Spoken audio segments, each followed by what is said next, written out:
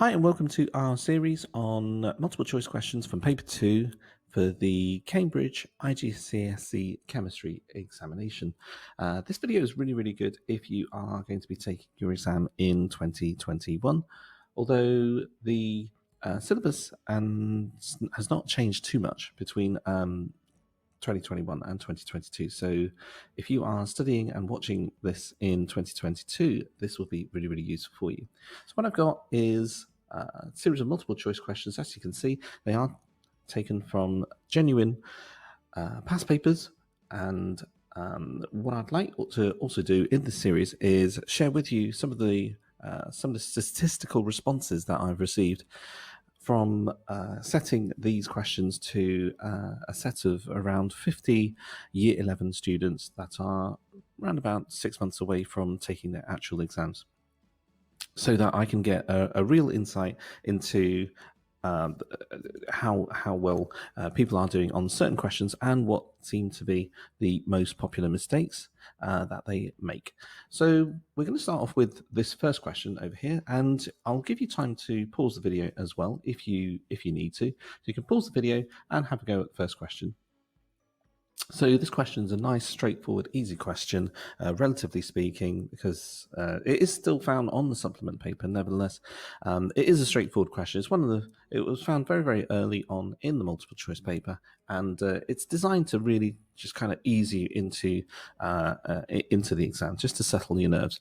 And indeed, we had 98% of our sample of students actually getting this one right. So what process causes this to happen? So this is basically talking about a jar of brown gas, and it's separated by a lid of glass. And what then happens is the lid is removed and it's safely taken away, and you'll notice that the color of the shading, the level of shading with the brown gas actually decreases. It seems to be, in his key phrase, evenly distributed. So it's evenly distributed. The brown gas isn't shooting all the way to the top. It's not shooting all the way to the bottom. So there's nothing to do with density effects or anything like that. We can dismiss one answer straight away. We can dismiss filtration because none of the equipment is indicative of filtration. You would need a filter funnel and you would need filter paper. We can also dismiss two keywords that are often taught around about the time that this concept is taught in GCSE in many schools. Condensation is gas turning to liquid when the substance is lowered below its boiling point, and it starts off as a gas, it turns into a liquid. And evaporation is the other way around, when you actually have a particle that has enough energy to escape the attractive forces that exist between liquid particles. And that can actually take place below the boiling point. So the correct answer, and I hope you got it, to give you a bit of a boost of confidence in this video, is diffusion. It's the movement of particles from an area of high concentration to an area of low concentration until that substance is evenly distributed.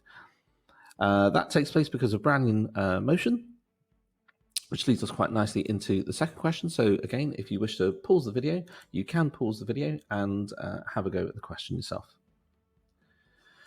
So this question is talking about a commonly used demonstration, and it's well illustrated in many textbooks as well. We've got two substances over here that you should be able to recognize, but they've got the labels in the question: ammonia, which is NH3, and we've also got hydrogen chloride, which is HCl. Now, hydrogen chloride dissociates in water to form hydrochloric acid. So we've got ammonia gas, so it's very clear that we've actually got the solution turning to a gas there.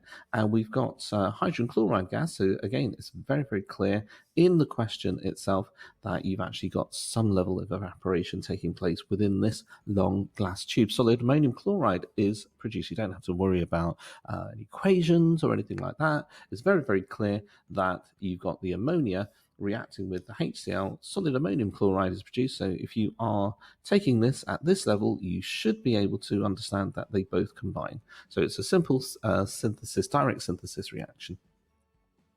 And it says, which statement explains why the solid ammonium chloride is formed nearer to the hydrogen chloride? So you don't have to worry too much about, the bonding or, anything like that. And nothing is changing with the temperature, so everything is being kept the same. Now, we've got a couple of points over here. You might think, well, hydrogen chloride moves by Brownian motion. That might actually be quite a tempting answer, but the actual reality is that hydrogen chloride moves by Brownian motion, you've actually also got ammonia moving by Brownian motion. So really, that's like a non-starter question, just to tempt people. In our sample, however, no one actually picked that example. No one picked that response, which is actually really, really interesting. I would have thought personally that would actually be the second most commonly chosen question. Ammonia solution is a base, and hydrogen chloride solution is an acid. So this seems to be like to tempt you into thinking, right? Okay, well maybe this is like a neutralization reaction. We've done neutralization. Maybe this is the key for answering this question. But yeah, again, it's like a non-starter. It doesn't really matter. Doesn't really matter whether ammonia is a base, hydrogen chloride is an acid. And what's really also interesting is that it actually highlights solution. And the actual reaction is taking place with the gases reacting together as well. So again, another non-starter answer. If you can dismiss those two, get it down to the middle two. Ammonium molecules diffuse more slowly than hydrogen chloride molecules. Now, if that was the case, so let's say, for example, let's have a little bit of a race, and let's assume that the hydrogen chloride molecules can actually move twice as fast. So in the time it takes for the ammonia to move that distance, we could actually say that the hydrogen chloride moves that one. And let's do it again. Here we go. You can actually see that the cloud would actually form on the left-hand side. It will not form on the right-hand side. So that we need to logically dismiss straight away. Hydrogen chloride has a greater molecular mass than ammonia. Now, this is real. This is the real point. So what we need to do is we need to be able to look back at the question, look back at the statement that we've actually got. Why is it that the solid ammonium chloride is formed nearer? That's the key, nearer to the hydrogen chloride. And the actual answer is that the ammonia, yes, it does have a relative molecular mass of 17. Hydrogen chloride has a relative molecular mass of 36.5, so it's 1 plus 35.5. For ammonia, it is 14 plus 1 plus 1 plus 1. So pretty much you've got your hydrogen chloride, which is actually relatively about double the molecular mass of ammonia. So when you actually have a number of air molecules hitting the hydrogen chloride particle, you won't actually have it shifting in direction because it's heavy, it's massive, compared to the smaller, lighter ammonia particles, which when the air molecules buffet that, the ammonia particles ping off at a much faster speed. So that really is the reason why you should pick C. The most common mistake was done by 10% of candidates. They chose B. And again, if they just sort of looked through it a little more carefully, they would have realized that the statement is false because ammonia molecules and hydrogen chloride molecules have been described as moving at a speed which is not true at all. I'm going to give you a chance to have a look at question number 3. It's a chromatography question. So pause the video if you wish to have a go at this one. So this is a chromatography question, and the nice thing about chromatography questions is that you can actually dismiss many of the answers right at the very beginning. And again, what it is down to is it's down to knowing what essential equation it is that you need to use, and really what needs to happen is you do need to learn the equation for retention factor. So let's have a look at the equation. RF value is equal to the distance that the substance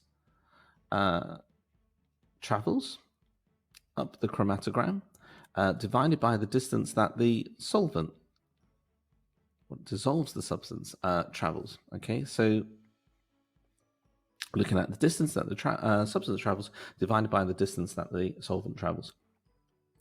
Now, you don't always have to measure the distances on your exam paper using a ruler. It will get you the right answer, but when you actually have some questions that say not to scale, that's not always going to be possible at all. So make sure that you don't get into the habit of automatically getting your ruler and measuring the distances that you have between the actual substance and the distances that the actual solvent have moved. I'm just drawing it on here. Make sure you don't, make sure that you have a ruler to do this. You can actually, there we go. That's more careful. All right. So if you are measuring distances, make sure it's a direct distance. Right. Okay. So with this question, you'll actually also realize that this substance, if I just label this as 2 and I label that as 1, this distance that the substance travels is always going to be a smaller distance than the distance that the solvent travels. So your number is never ever going to be greater than 1. So you can use that rule to dismiss any choices that the exam question is actually presenting to you immediately. And because this is a chromatogram that is to scale, you can see that the blue spot is almost halfway up. The yellow spot is around about 90% of the way. And when you are looking at RF values, it's a nice way of thinking about it. You know, you can think 0.90 is actually roughly 90%, so it's near to the actual solvent front. 0.45 is roughly halfway. It's roughly about 50%. There we go. Roughly 50% away from where it started, where both spots started at the baseline. So the correct answer is A. So the our sample actually chose A. It was a vast majority. It was 88%, and the most common mistake was B, which was 8% of students. So you just have to also just give a quick check just before you leave this question and move on to the next question. Make sure that you're actually talking about the correct blue spot. So those people who made that mistake, it's highly likely that they actually just started off measuring the thing with the distance with the yellow spot. So do be careful. Right, okay, a seemingly easy question that comes next. However, 30% of our survey did not succeed in getting this right. So be careful, give you time to do this question. Pause the video if you wish to do it. So the question has a couple of rocks in the pathway that you have to navigate around. So solid R reacts with dilute sulfuric acid. Fair enough. Okay, it's the initial temperature, which is 22 degrees centigrade here. So 22, the degrees centigrade's at the bottom, so I'm not going to put the units.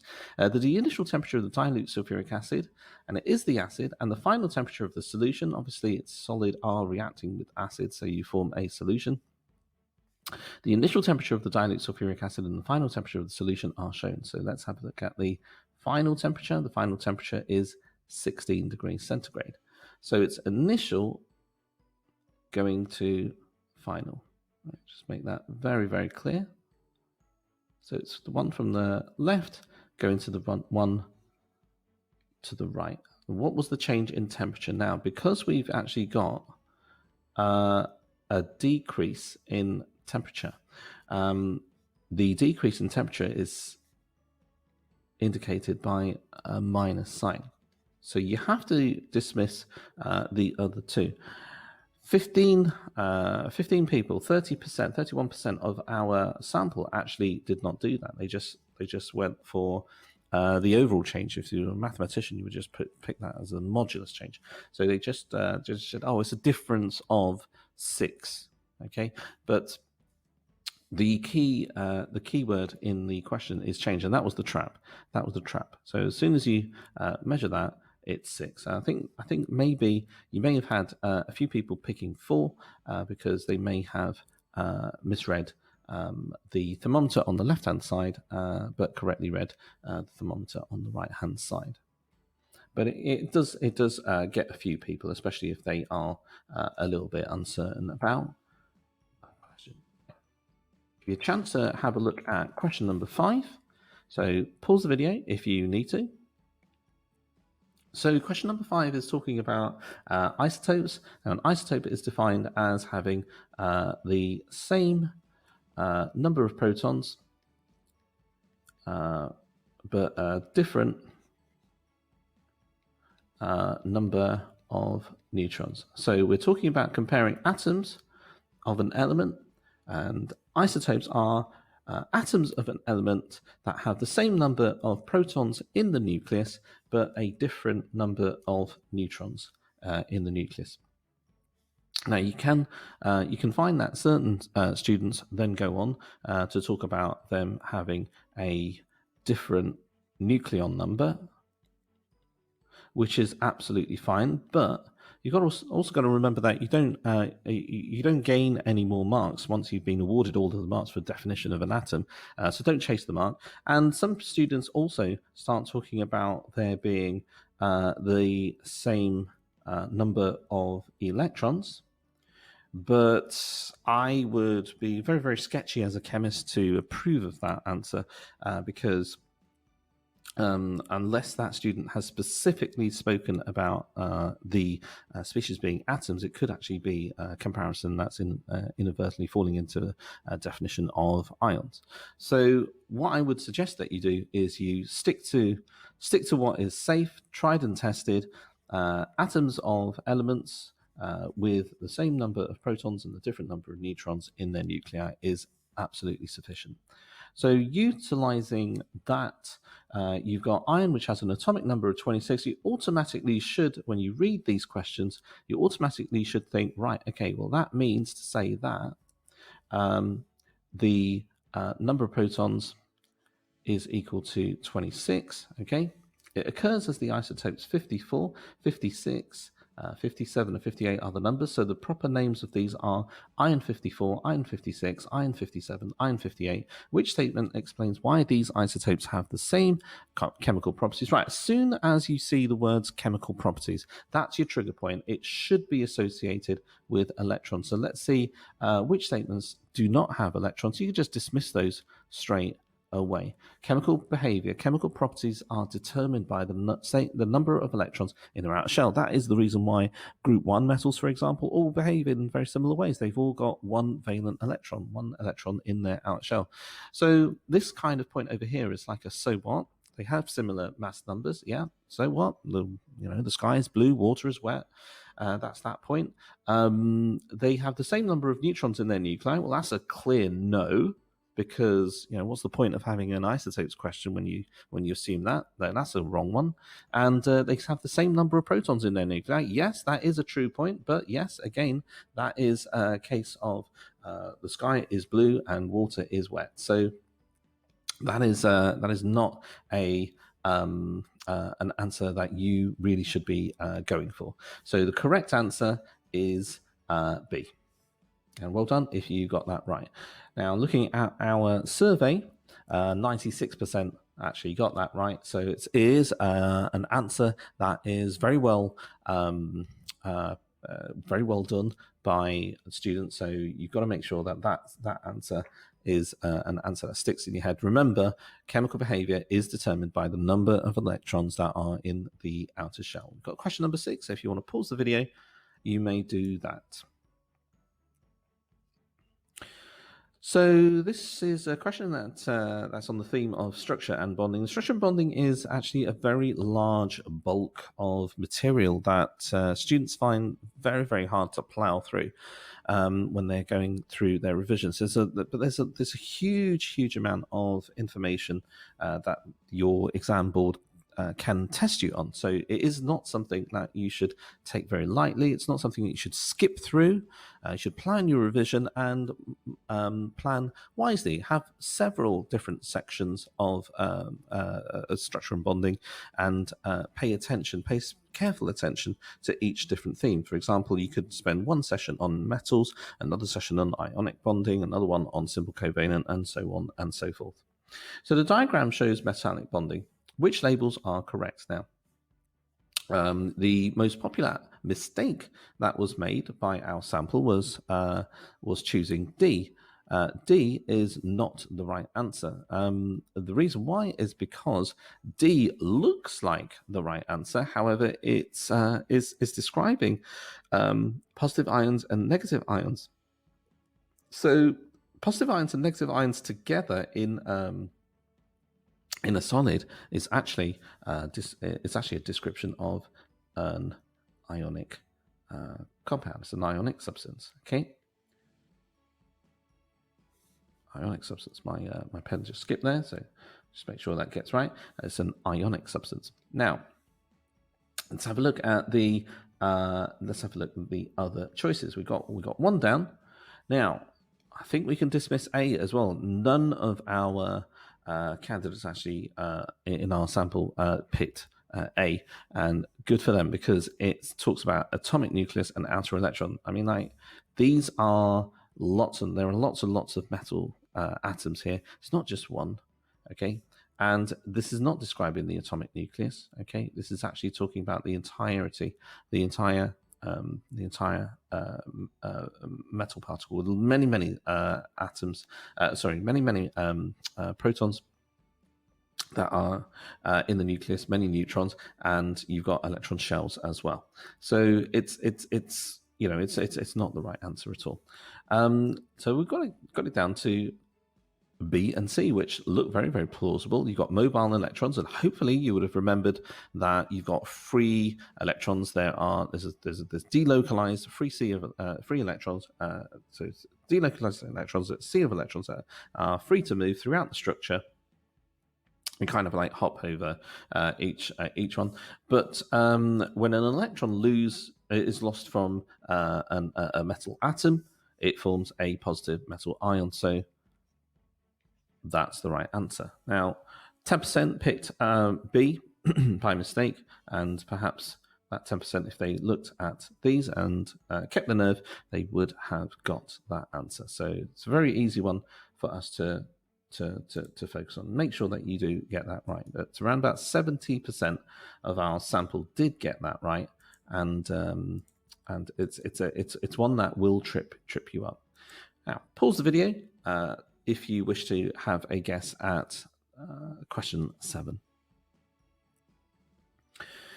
So question 7 is a question that is something that candidates find very, very confusing. The first thing that we can actually dismiss is the easy one to just completely ignore. It's D, because D is, believe it or not, actually metallic bonding. So it links to the previous question that we actually had. A is the next one that you can get rid of, but A would actually be very, very tempting for candidates if they were rushing. But there are actually 2 mistakes in A. For example, the Cl pluses are not accurate, and the Na minuses are not accurate either. Metals lose electrons to become positive ions. Non-metal atoms gain electrons to form negative ions. So that's completely wrong. So I hope that you spotted that, and it's down to a simple comparison of C and D, C and B, I should say. So which one is it? Is it the positives that are smaller or the negatives that are smaller? Now, for something like that, you do now need to peel it back to what the electrons are doing in sodium and in the chloride ions. So if we think about sodium as an atom, it's 281. And if we think about chlorine as an atom, it's 2, 8, 7. Now, when that electron is donated by the sodium atom to become a sodium ion,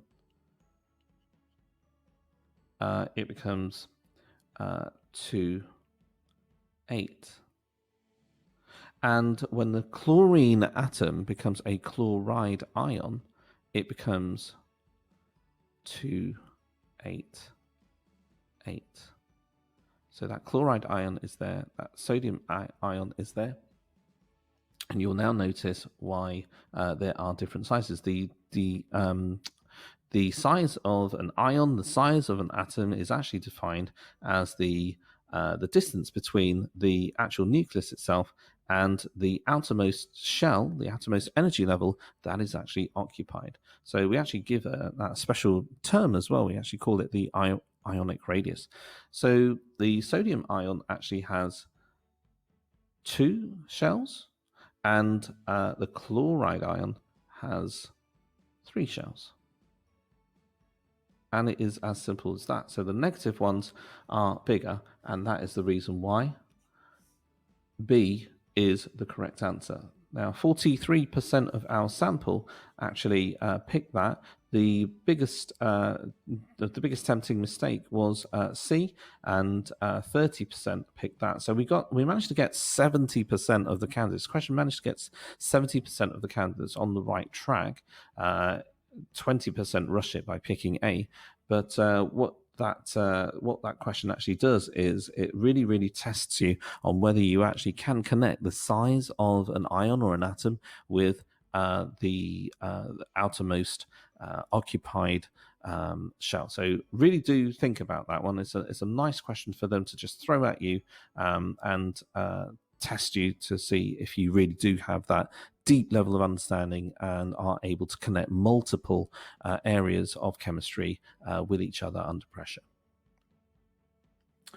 Now we're going to move on to the next question. The next question, 82% of our sample of Year 11 students actually got this right. I'm going to whiz through this quite quickly because the question is actually a lot more straightforward than it seems to be. So pause this video first if you wish to have a go at the question. So you've got structure of an atom. There's nothing new there, and it then says which element is the atom an isotope of. So try not to be too distracted by the phrase isotope, because that's going to start you thinking about neutrons and so on and so forth. Which element is actually the key phrase? And elements are identified by the number of protons that there are in the actual nucleus itself. So use that to drive you to the right answer. The only relevant information that you need to lift from this question is the number of protons. Effectively, it's like the fingerprint of an element. Whether it gains or loses electrons, you still have that identity of being an atom of that specific element. So when you look up on the periodic table, you'll find that the answer is A, nitrogen.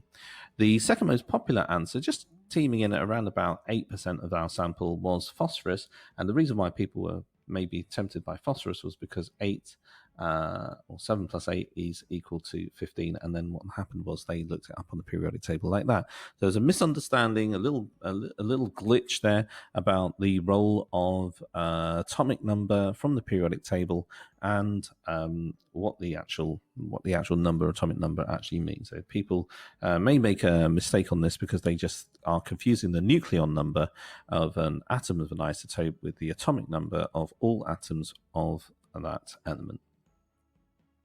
So make sure that you get through that one. But 82%, that means it's a really good hit rate. So it is, again, a question that you do need to understand. Now, the next question had an 89 to 90% hit rate as well. So this was a question that you ought to be able to do straight away. But there is a little twist in there, a little trap. So pause the video if you wish to have a go at this. So water can be treated by filtration and chlorination. Which uses do not need? Do not need is the key turn of phrase. Do not need water of this quality. So the filtration removes all of the particulates. It makes it colorless, makes it clear to see through. You get rid of all of the dirt, all of the dissolved, all the undissolved substances in there. Chlorination is a key turn of phrase there, and that gets rid of the bacteria. The bacteria are treated and they are destroyed. They're killed. So it's not essential for cooling in industry. So that does not need water of this quality. It's not essential for washing clothes. You're not going to consume any of the water that's on a wet piece of cloth. So that's not something that requires chlorination. Water for drinking does require chlorination. So remember, go back to the question itself. Which uses do not need water of this quality? The responses are 1 and 2 only. So the correct answer is B. Question number 10, give you a chance to have a look at that, and you may pause the video if you wish to have an attempt. So question number 10 is a question that is going into environmental chemistry. It's the chemistry of the air. Which pollutant gas can be produced as a result of incomplete combustion? That's the key. Incomplete combustion. You should be able to associate that immediately with carbon monoxide. Now, in our sample, 88% picked that. The biggest tempting answer was B. 10% of our sample actually picked B. Now, people are thinking maybe pollutant gas, that's got some level of association with carbon dioxide and climate change and global warming, greenhouse gas. Well, methane is also a good greenhouse gas as well, so there might be a slight temptation to pick that. In actual fact, 2% of our sample picked methane. Interestingly, no one picked carbon, probably because there was an awareness that we're talking about carbon, and carbon is a solid, whereas the question is actually referring to a gas. So no one actually picked carbon. Methane, people were probably looking at octane over there and looking at methane and thinking, no, methane cannot come from octane, not in this example. So okay, so methane is out. And it's a pollutant gas. It's a result of the combustion. Okay, so there's two things that you can actually get from combustion, depending on how much oxygen you're supplying. You'll get carbon dioxide if it is complete, and you'll get carbon monoxide if it is incomplete. So it's just factual evidence, factual incomplete. It's just a fact. You just need to be aware of it. Carbon monoxide. The answer is C. So pause the video if you wish to have a look at the final question in this video. And in part 2, we will carry on with question number 12, but pause the video if you want to have a look at question number 11. Okay, right. So the carbon cycle describes how carbon dioxide gas is added to or removed from the atmosphere. Now, my big tip is when you are tackling these types of questions, try and symbolize it as much as you can. You should have, hopefully you'll have the confidence in order to annotate your exam paper. Remember, you can actually write all over your exam paper as much as you want to. You could, just for helping you do the questions. Which row describes the movement of carbon dioxide during each process? So we're looking at carbon dioxide being added or removed. So photosynthesis, this is where the knowledge comes in. Photosynthesis removes carbon dioxide from the atmosphere. Combustion adds carbon dioxide to the atmosphere. Respiration, which is the reverse of photosynthesis, adds carbon dioxide to the atmosphere. And now what you then do is you then look at the actual responses, and if it's added, you just put add. Removed, put a minus. It becomes really, really easy to figure out what is actually going on. Now, I recommend that technique if it's the case that you find it very, very difficult to to get a lot of this information and try and grind through it in the shortest amount of time. Yes, you do need to read through the information. That is important. But what you also want to do is you want to try and get this answer sorted within a minute and 20 seconds. So you want to try and go for between a minute to a minute 20 seconds for each question. So we're looking for things that will actually speed us along. And the right response is C. So C was the most popular answer. I'm sure that everyone that actually did this question within our sample knew what it was that was going on, but we had 88% actually succeeding in this one, but my confidence levels would not be so high. And when I asked the sample, when I surveyed the sample afterwards and gave them feedback, they actually did admit that this was a question that they could do, but they weren't able to do it in a short amount of time. It took some of them 3 to 4 minutes. And what you've got to remember is that you cannot trap yourself within a question like this, because it's just going to take your attention away from looking at other questions that are in the paper that deserve your time too. So that brings us to the end of part 1.